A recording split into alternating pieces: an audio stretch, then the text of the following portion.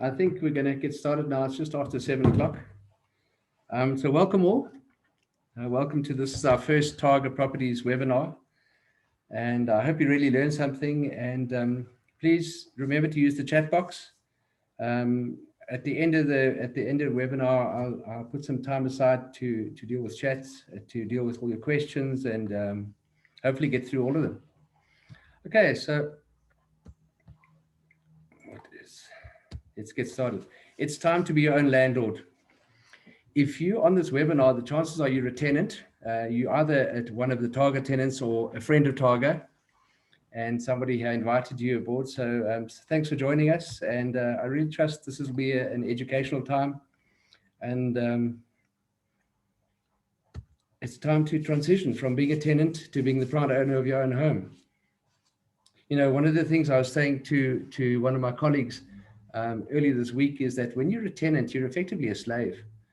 You know, the whole concept of tenants and landlords, think back to the Middle Ages where you had this landlord who owned the farms, and the peasants farmed the land and paid him rent every month.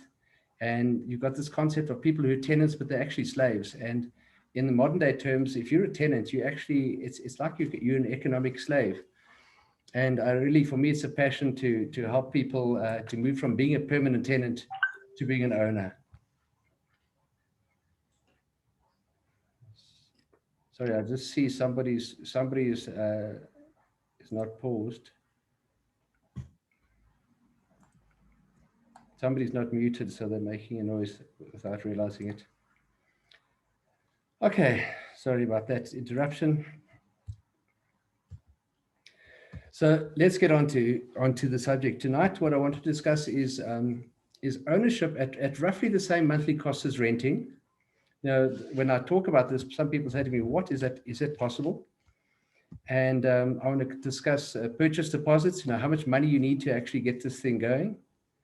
We're going to look at the actual numbers involved. I've done a case study of a property that's actually available for sale or for rent at the moment in our portfolio. So it's real numbers. I'm going to be able to compare the exact monthly expenses, so you get a real life example. I'm going to look at how to find a suitable property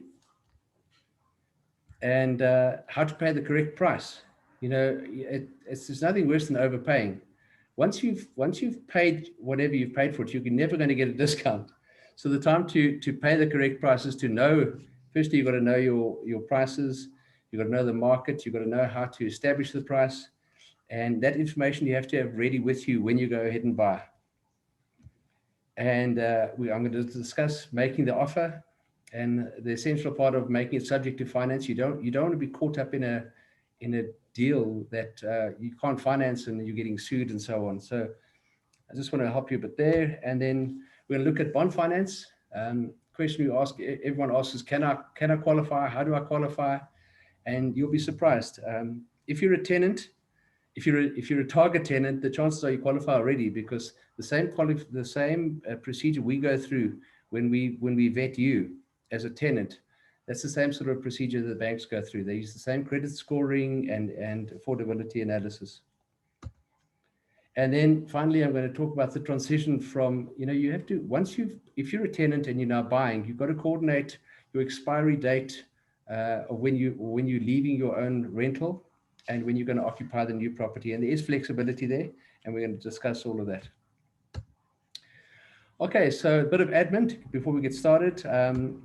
Please, a reminder to use the chat box to ask your questions. I'm going to keep everybody muted for the duration of the webinar, please. You know, just to control things, and so we don't have chaos. And we are recording this webinar, and it will be available to all the delegates. So afterwards, we'll upload it to YouTube, and we'll send you all the link to the webinar. Okay, let's get started. Let's look at the money.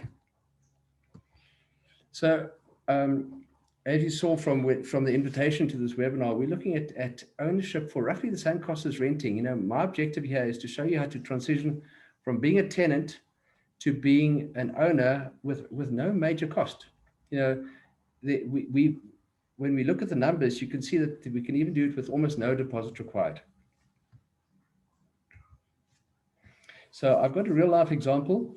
I've chosen a 1 bedroom, 1 bathroom, 1 garage unit in Midrand as an example. It's in a complex called Bel Air, but more about that later. And we're looking at the price of this property is 540,000 Rand, and to rent it will cost you 5,600. So those are numbers to keep in mind. And let me go through the actual numbers here. Stay with me, please. There's quite a lot of detail here, but it's the dangers in the detail that if you miss this, you end up with all kinds of surprises. So starting at the top here, you see the purchase price of 540,000 Rand.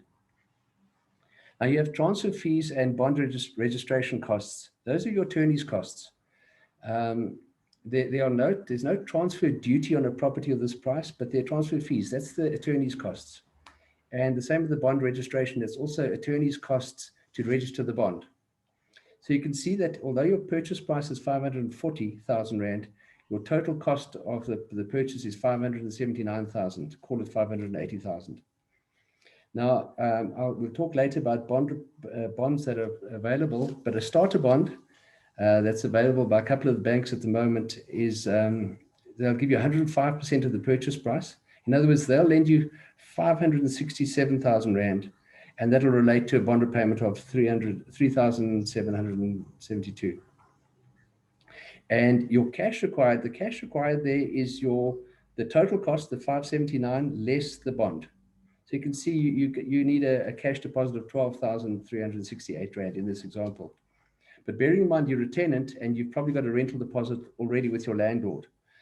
And, we've done it before where you can utilize your rental deposit as part of your deposit and for the transfer costs. So actually, in this case, your extra cash flow required will only be 6,768. So it's effectively a month's rent that you're going to have to use as your cash, extra to what you can borrow. So just to come back, if you look at the transfer fees and the bond registration costs, I'm just going to show you how we go about that, because the objective of this webinar is to equip you. And the simplest way to find out what those costs are is you can actually Google transfer costs in South Africa, or else you can go to a website called fninc.co.za,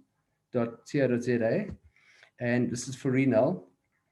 They're the conveyances we use a lot, and they have a bond calculator, and you simply put the purchase price in this case 540,000, and you put the bond amount in, and remember this is the 105% bond amount, and you hit calculate all, and it will show you they're the costs. They're the transfer costs, the bond costs coming through that total. And let's look at the actual comparison now. So when you're buying versus renting, when you're buying, you've got your bond repayment of 372. Now, sorry, let me just go back one slide.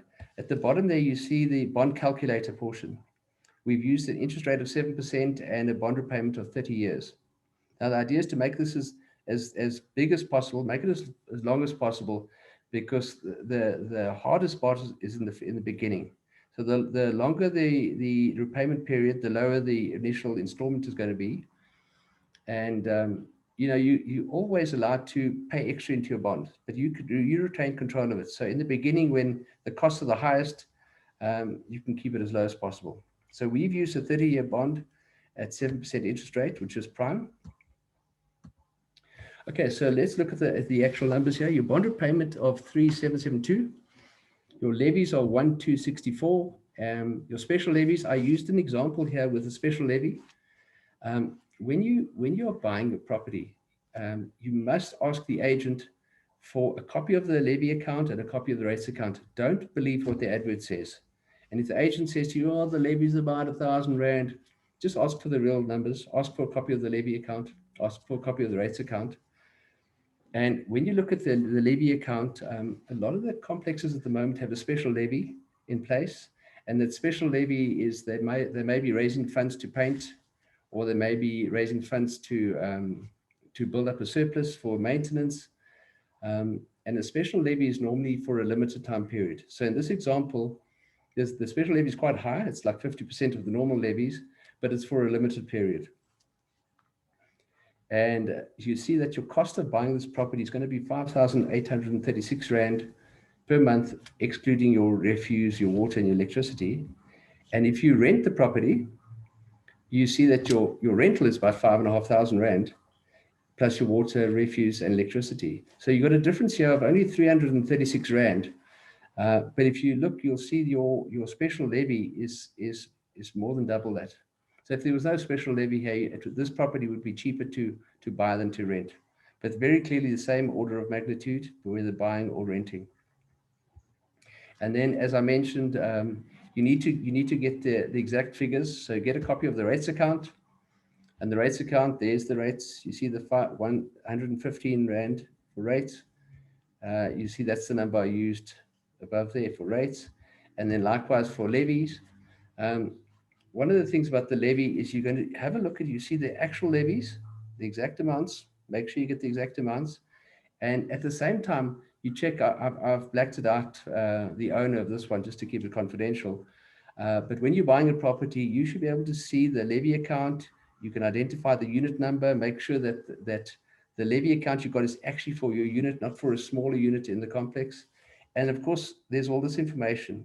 You can get hold of the body corporate, the portfolio manager, do your homework, phone the portfolio manager, ask them if there's any problems with the complex, do your homework. And the time to do this is when you're busy placing your offer. Before you sign the offer, get a copy of the levy account, get a copy of the rates account. Okay, so that's the numbers for now. So you can see that, I'll just go back there. You can see that buying and renting, very similar numbers. In this case, if there's no special levy, it would be cheaper to buy. Okay, let's go on to finding a suitable property. Now, as you know, whenever you go shopping, I personally, if I don't do a shopping list, I miss half the groceries. And likewise, when you are going to buy, just do your homework. Consider location. That's the most important part. And your accommodation, decide whether you're looking for 1 bedroom, 2 bedrooms, decide how flexible you are.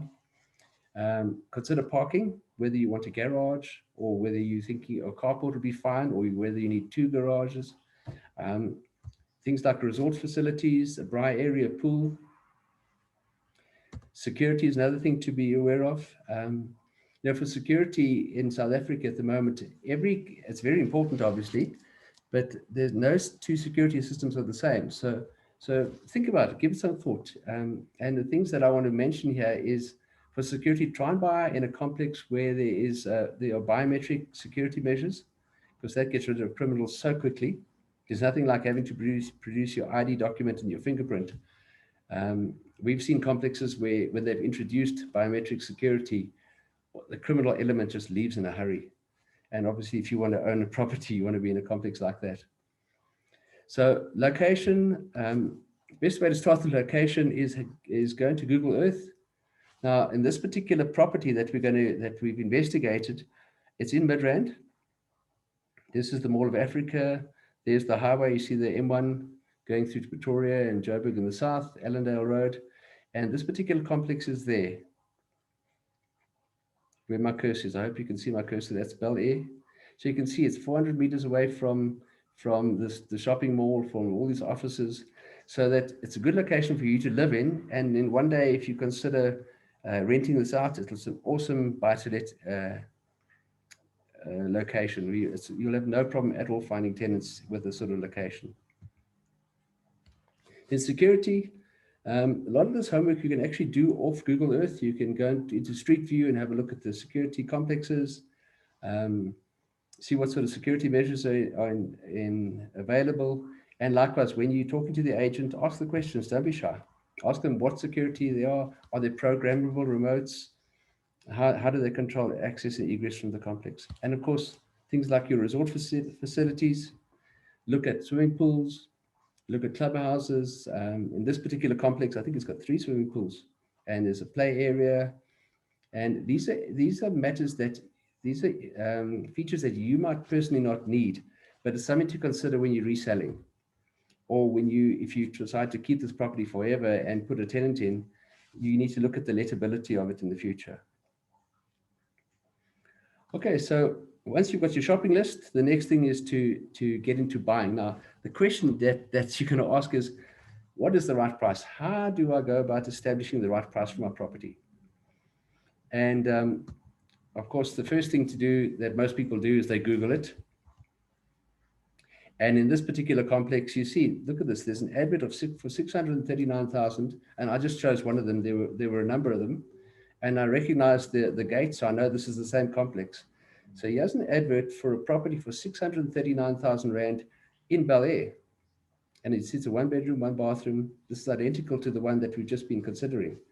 And I know that this property is available for 540,000.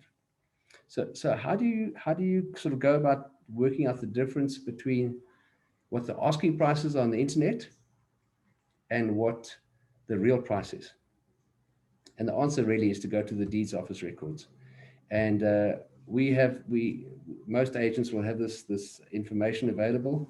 And what you do is that you look at the deeds office records of your complex. This is an excerpt from the deeds office records for Bel Air. And this is the last, I think, 5 or 6 sales. And then you knowing the size of your property, you look at the size and you compare the size, the purchase date. The registration date is not that important because there's often a 3 or 4 month gap between the two. In this case, you can see it's 4 months, 5 months. But you look at the purchase date and the size and the price. Now, the one that's closest to the example we used is the 65 square meter. You can see the last price here was 510,000, but that's a bit of a bargain. You often find the odd bargain price here. But look at these two others at 70 squares. They're at the early 600s, 650, thereabouts. So for a 65 square meter unit, looking at these prices, I would say about 580, 550,000, that sort of range would be the right price. And clearly that 639 is way out of whack. And I know of people who have, when they're buying a property, take this information with you to the agent and show them. Use this as part of your negotiation. Say, no, there's the real prices. In fact, one of the delegates on this webinar, Ray, we did exactly that. She used this information to go and negotiate about 70 or 80,000 Rand off the asking price of her property. So it's essential to find out what the right price is and make your offer around that price. And don't assume that price there is what you have to make your offer at. Okay, next step is you've chosen your property, you've done the homework, you've looked at 4 or 5 properties, you've got to view them, and it's time to make your offer. Don't let the agent bully you into making an offer there and then. Go back, sleep on it, do your numbers, look at all the options, look at location, go into Google Earth. And then when it comes to actually signing on the dotted line, I really believe every time you make an offer, you must leave yourself a back door. And it's not just purely about buyer's remorse. This is about discovering something after the fact. You know, when you're in the moment, it's exciting. It's a little bit, you can be a bit nervous. And one thing I know is when I'm nervous, I get blind. You know, you get blind to certain things. So always leave yourself a back door. And the best back door is making your offer subject to finance. So firstly, as a back door, make it subject to finance. And secondly, you know you're going to need a bond. And you don't want to be in a situation where you've made your offer without making it subject to finance, and then you find that you've got a problem because somebody blacklisted you, some gym blacklisted you a while ago, and they've ruined your credit record and you didn't know about it. So you really need to protect yourself, make your offer subject to bond finance. And in this case, you make it simply subject to 100% bond finance or even 105% bond finance. So bond finance, I really debated this with myself. I was wondering if we needed to spend a lot of time on bond finance. And I even spoke to Rodney. You can see him in the image there. Rodney's a bond originator that we've used extensively. And we did a video a while ago. So I'm going to ask Josephine to put a comment in the chat box with the URL of this video. So you can see it's a 20-minute video where I interviewed Rodney. He's a fantastic bond originator. And The benefit of using a bond originator is that the service is free, the bank pays, not you. And because the banks, when they see a bond originator, they know that they're comparing with the deal with everyone else. So you get the best deal for yourself. So to me, it's a no-brainer. Find yourself a good bond originator. Rodney's the man as far as I'm concerned. We've been using him for years. So go and watch that video. It's only 17 minutes, but it's a real gold mine. And while you're there, please subscribe to our Target Properties channel, because we continually be putting information on there that's really valuable to property owners and tenants alike. So you'll see in the chat box the URL for this video. I'm sure it's up by now. I've asked Joe to do that. So when you apply for your bond, the first thing they're going to look at is your credit score. Now, when you're considering buying, the thing to do is you've got to kind of groom yourself. You've got to make sure you have a credit score. I've had people try and buy a property and they've been really good. This one guy said to me, his name is also Neil, the first guy that where I saw this dynamic. He was a saver. He had about 200,000 or 300,000 rand saved up, and he was ready to buy his first property, and he proudly had no debt at all. And as a result, he couldn't get a bond. So you've actually got to go and you've got to go and prove to the banks that you can take finance and pay it. So the best thing to do is take out a credit card. And then once you have a credit card, make sure you don't use all your credit. So in other words, if you have a facility of say 20,000 Rand, only use half of your facility every month and make sure you pay every month. And likewise, you can go and open a retail account, something like a Woolworths or Truworths account. And again, don't use your entire facility. Use half of it. Use up to half. Because what that does is that tells the bank that you're living well within your means. And these things all help. They all help. Sorry, I see the chats coming in here. So keep them coming. Keep the questions coming. I know I was going through this quite quickly. And we'll deal with all your questions down the line. Okay, so your credit score is very important. The credit score basically is the banks will look at your credit performance out there, see if you have any defaults and so on, and they'll score you. And they have their limits that the banks decide on, that no one below, say, a 620 or 630 will be able to get credit with them. So the actual number isn't that important. Your bond originator, Rodney, will do a credit check on you and tell you your score right in the beginning. Okay, so when it comes to how much bond you can get, the simple answer is the banks look at two dynamics. The first one is they want to make sure that your bond repayment is not more than about 30% of your gross salary. Again, the minute details of this are dealt with in that video. And likewise, they'll ask you to do a monthly income and expenses, and they want to make sure that you've got enough money every month to be able to pay for your bond and your levies. So think about your bond repayment plus 2,000 Rand. So in this case, they will say your bond repayment is 3,700 plus your levies another 2,000. So they're saying 5,700. You've got to show them that you've got 5,700, 6,000 Rand a month spare. And if you're paying rent of 6,000 Rand, well, there's your proof. You say, well, I'm buying this. When you do your income expenditures, instead of putting the rental, you take the rental out, and then you'll have your 6,000 Rand available for your bond. Then lastly, before we get to our questions, the transition from a tenant to the owner. This is a troubling one, which often people don't think about until after they bought the property. And that is, your chances are you're leasing a property, and you might have a whole year left in your lease, and you're buying a property, and the property you're buying might even have a tenant in it. So what you're going to recognize is that, firstly, the transfer takes about 3 to 4 months, sometimes 5 months. So when you buy a property, from the time that you make your offer to when that transfer is in your name, it'll take about 4 months.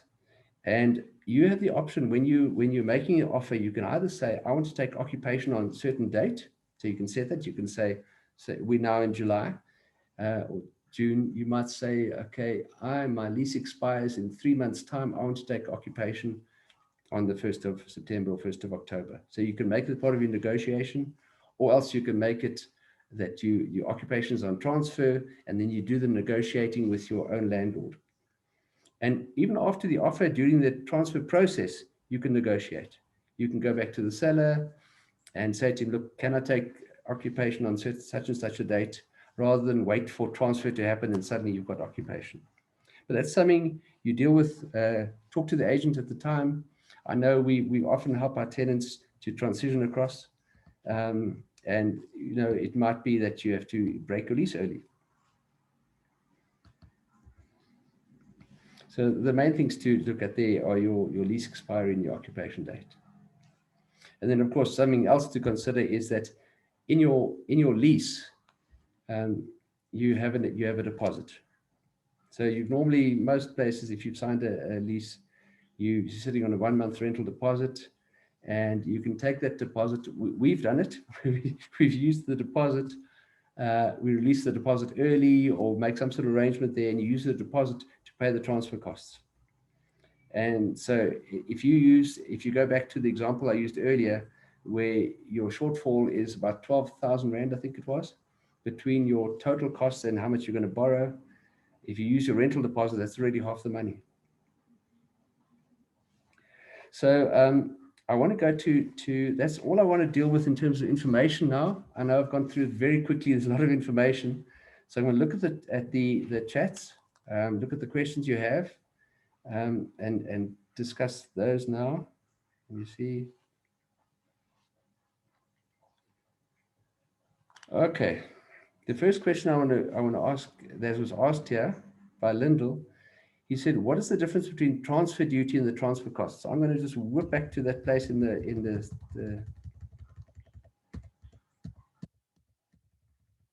get back to the right slide.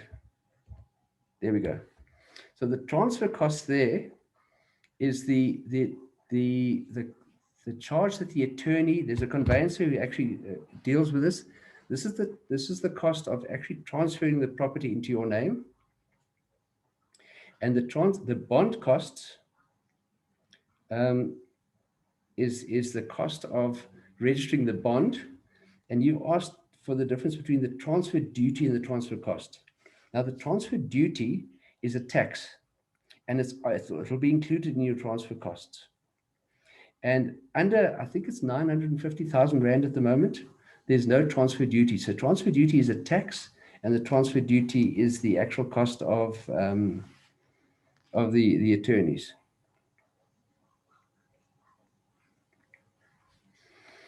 Okay, the next question I have here is, how do we go about accessing the deed information if you wanted to use it as a reference point for your prices? And the simple answer is ask your agent. Ask any one of the target agents. We'll give it to you with pleasure. There's a company called Lightstone. You can go and register with Lightstone yourself and pay. You just have to pay each time you use it. But if you come and talk to us, we'll easily give you that information on the complex that you're looking at. A question here, is there any way to check the agent before we deal with them? Oh, very good question. Okay, the first thing you need to do when you're dealing with an agent is check that they're registered with the Estate Agents Board. And check that the agency, firstly, is registered with the Estate Agents Board. And what that does do is it gives you a certain amount of peace of mind that you're dealing with somebody. There's a bit of recourse. So in other words, if they give you false information, there's recourse. And secondly, paying a deposit to them. Oh, that's something I didn't mention. Whatever you do when you buy a property, don't pay your deposit to the agent. Always make sure that any deposit you do pay, if you happen to be putting a deposit down, that you pay to the transferring attorneys directly. Don't, if you see in an offer document that the deposit is paid to the agent, cross it out and say transfer duty or the deposit must be paid directly to the conveyancer.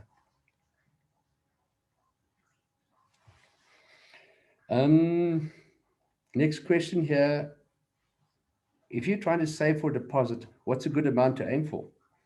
Well, the question is the answer is really as much as possible, because the more you put down, the less you're going to borrow. So if you're borrowing, if you're going to live in it yourself, then I'd say save as much as possible. But if you're going to get 100% finance or 105% finance, you only need about a month's rental. It's as easy as that. But if you're buying a property to rent it out to somebody else, then you borrow as much as possible. So then you put as little deposit down as possible. And then I have another question here. Is the transfer duty and the bond cost related to the property size or price? And the answer is yes, very much so. That's why we use a bond calculator, a transfer and bond calculator. So if you go to Forenel Incorporated,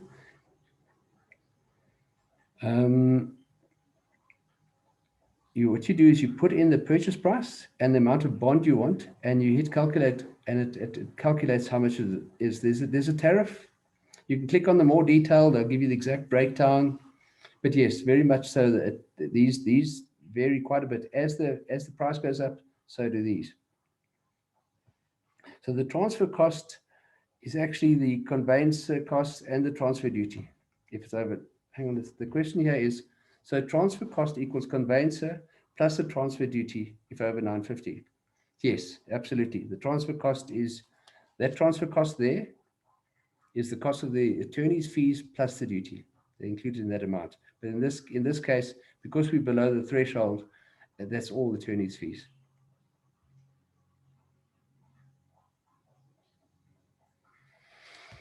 Oh, the next question is a very hard one. Very good question. What are the obvious and the not so obvious, in other words, the big and small mistakes that we should look at when we're buying a property? Well, the way to avoid mistakes is by doing your due diligence, and that's inspect the property carefully. Don't buy over the internet. Go and have a look at the property, if at all possible. Go and look at a number of properties. Don't just look at one. Take your time. Take photographs, open and close things. In fact, a video is a good way to do it, because when you go home, you can look at the video again. I remember the first house I bought. I was talking to my wife that evening after I put the offer in. We'd been to see the property. It was a house. I made my offer, and we were talking about it that night. And she spoke about the pantry, and I said, no, it didn't have a pantry. She said, no, it did have a pantry. We had an argument over whether it had a pantry or not.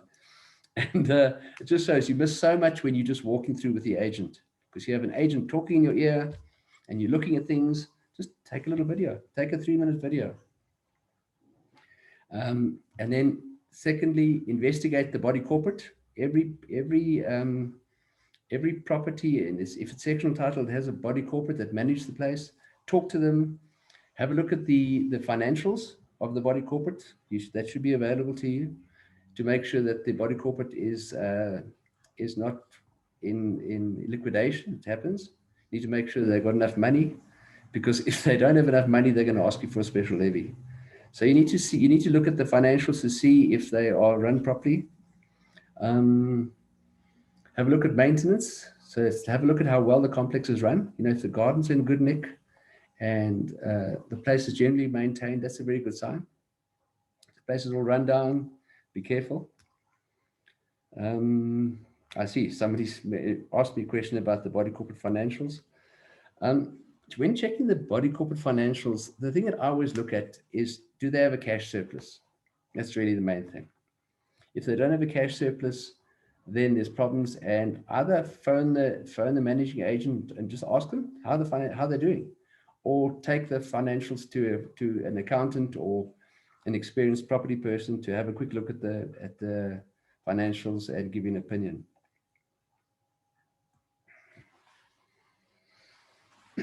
Okay, the next question I want to deal with, we've still got a bit of time here.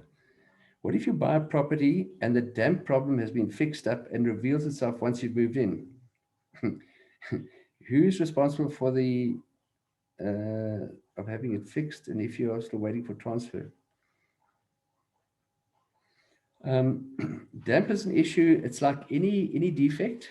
when you viewing a property, you've got patent defects and latent defects. Patent defects are the obvious ones. If you see the carpet is worn and so on. And then the latent defects are defects that crop up later that nobody knew about.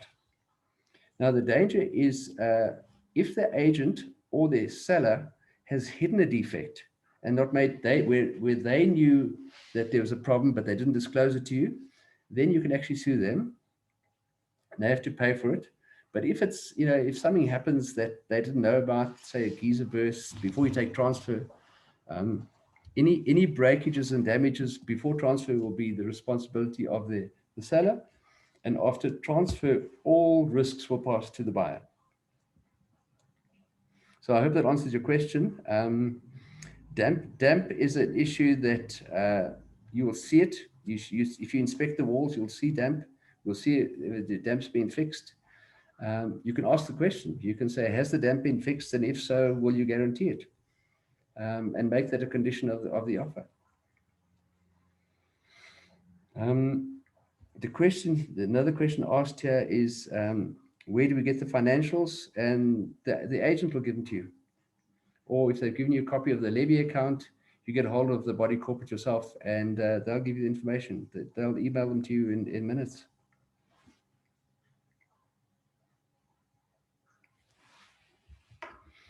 Oh, keep the questions coming. I see them coming through here. The next question is, sorry, the way I'm getting the questions, I'm not seeing who's actually asking them. So I'm not going to call you out, but I'm just going to answer them as they come. The question that was asked here is, how much negotiating power does a buyer have in signing an offer? And the question at the moment is a tremendous amount.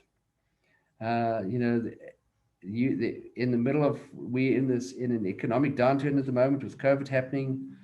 It's a buyer's market, so now's the time to buy. And like I said, by looking at the deeds office information, you have tremendous, especially if you go armed with, where are we? Let's go. Couldn't find it. Oh, here we go. If you go armed with this information, it's a very powerful negotiating tool. And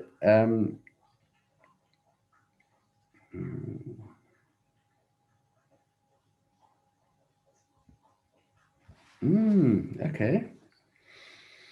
I hope that answers your question there about negotiating power.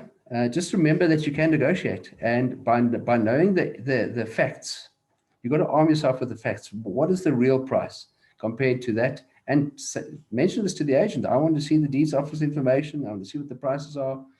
And the chances are the agent has shown this information to the seller themselves. So they're just taking a chance at the higher price. Okay, the next question is, when it comes to insurance, is there a protocol that must be adhered to, and what is the best practice to get home insured? Okay, when it comes to sectional title, you don't need to pay home insurance. That your insurance, the body corporate will attend to insuring the whole complex, and that insurance cost is included in your levy. If you're buying a self-standing home, then you need to get normal home insurance, and the bank will actually require it before they even give you a bond.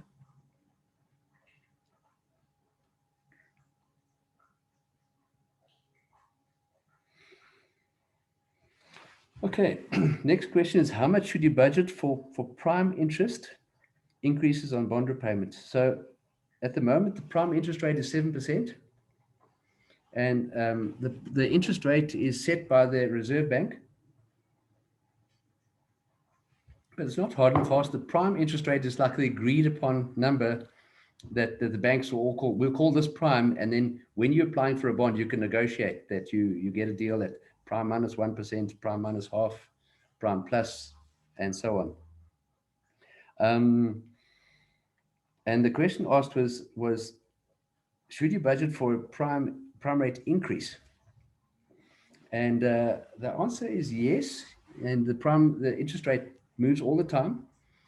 But at the moment, where we are at the moment in 2021, the government uses the prime interest rate to control inflation and to stimulate the economy. So without going to all the economics of it into too much detail, to stimulate the economy, the the Reserve Bank brings the interest rate down. So you saw, as soon as COVID hit last year, the economy almost stopped dead. They brought the interest rate down. And the economy likes to have inflation. The government seems to like inflation. It's kind of healthy to have a low inflation rate. And so as inflation increases, they might increase the interest rate to keep inflation in check. So it's a complicated thing, but the short answer is I don't see the interest rates increasing for at least a year. And when they do increase, they're going to increase very slowly. So it'll go up at 0.5% at a time, I would think, because if they go up too quickly, it just stops the economy in its tracks. And they're desperate to get the economies of the whole world kick-started. In America, the interest rate is 0. That's how much they want to try and stimulate the economy. And you don't have much warning. You normally get about a month's warning that they're going to increase the interest rate. But before you buy a property, the thing to do is go onto a bond calculator on Farina, for example, and change the interest rate by 1% and see the difference it makes. And you'll see 1% will make a couple of $100 a month difference. Okay, next question is, how quickly do levies generally increase year on year? And the answer is once a year. Once a year, you'll have an AGM, an annual general meeting, and at that AGM, the financials of the body corporate are discussed, and a budget for the next year is presented, and then you get to vote. As an owner, you get to vote on whether you agree with the increase in the levy. And levies in the last, I'd say in the last 10 years, have been increasing more or less with inflation on average, except in the last 2 years. In the last 2 years, they've escalated dramatically, and that's mostly been due to the special levy. And what happened is legislation changed a couple of years ago, which required every body corporate to have a reserve fund.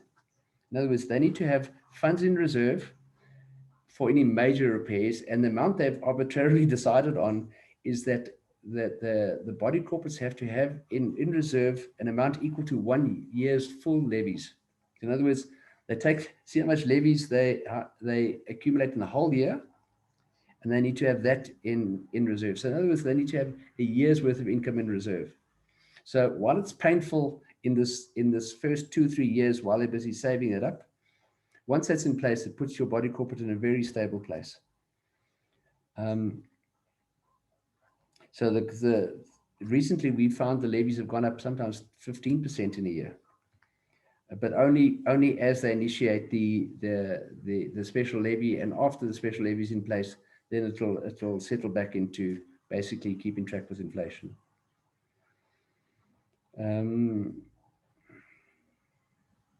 The next question I have here is, how do you deal with an agent that says the owner will never accept that offer? Do you increase your offer or hold?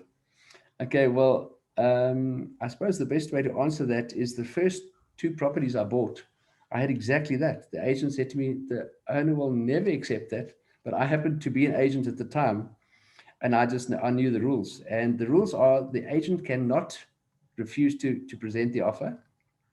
They have to take your offer to the buyer, and they have to present it. So in my case, they actually said, I'm not prepared to take the offer. No, they'll say that. They'll say, I'm not prepared to take this offer. It's way below. And just say, that's my offer. Go and present it.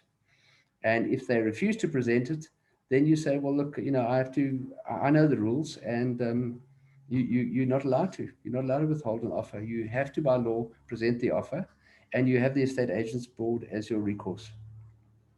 In my case, I just said to them, look, I'm an agent. I'll go and get hold of the purchaser myself and cut you out of the deal. And that changes their tune very quickly. But an agent ethically is not allowed to say the owner will not accept it. They could give their opinion, but they're certainly not allowed to refuse taking your offer. And if you've done your homework and you know what the right price is, I'd say hold on to your price. Say no, that's what I'm paying. That's all I'm prepared to pay. And you need to know when you're buying a property that there's always another deal available. This is not the last property. In fact, you just do an aerial view of the suburb you want to go into and try and count the townhouses. There's always something available. You don't have to buy that property. So that's the benefit of looking at a lot of properties, you start saying, hang on a second, this is not the only property out there. And that'll enable you to be a bit more firm in your negotiation. Okay, next question is, what is the most valuable lesson you've learned in real estate? Oh, my hat. I think you got. Sorry, my internet bombed out there for a second. But I think we finished. I was just saying that the question that was asked was, what's the most valuable lesson I've learned in real estate? And I honestly can't answer that one. I just can't. There's so many. And yeah, sorry, I'm stumped. So I'm going to stop the recording now. Unless there's any other questions. Oh, hang on a second. What other services? Sorry, can somebody just wave at me to say that I'm still live? I'm not sure if I'm frozen or not, so I'm live. Okay, thank you very much. Somebody asked the question, what other services do we offer? Basically, we offer sales and leasing of, we focus primarily at townhouses, and we do maintenance of those units. We have a separate company that does maintenance. So we use our own contractors and we use subcontractors. And we have a pest control business. That's a new one. But yeah, go along to our website, www.targa.co.za, and you'll see what we offer. Look, see, the questions keep coming. I'll just keep going. So, guys, we've been going for nearly an hour. If you feel the need to go, bye-bye. Thanks for joining us. I'm just going to stay here and keep on answering questions as they come. Somebody says here, when bargaining, how much lower than the purchase price is realistic? And again, I can't really answer that one. Go and have a look at the real prices on the deeds office search and use that as your gauge. There's no fixed, there's some people trying to ask 20%, that some people prepare to drop 20, 30%, some people not at all. So it all depends on the agent. There are different types of agents out there. This is something to be aware of. There are essentially two types of agent out there.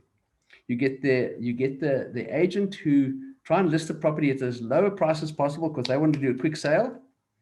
And then you have the agent who tries to list the property as high a possible price to get the mandate. And generally those agents who try and list the property as high as possible, they secure a mandate for 3 months with the owner, and they spend the first month or two bringing the owner down into reasonable price. They call it price counseling. I don't advise doing that at all. I try and, when I get a mandate, try and get a mandate at a reasonable price. Otherwise, we waste everybody's time. Okay, so I think I've dealt with all the questions. So for those of you who joined, thank you so much. And please subscribe to our YouTube channel or Facebook. Like us on Facebook, where we're going to announce all our future webinars. On Facebook, please ask us questions for future webinars, what you'd like me to address. I'd love to answer your questions, and I'll either answer them directly on Facebook, or if it warrants it, I'll do another webinar. And for anybody who's been a delegate of one of our webinars, they're automatically getting a half price on the next one. So thanks very much. I hope you guys all enjoyed it. I will put this recording onto YouTube, and I'll make sure that if you're a delegate here, that you get sent the link to the recording. And of course, you'd like to share it with a friend. Thanks a lot, guys. Bye-bye. Good night.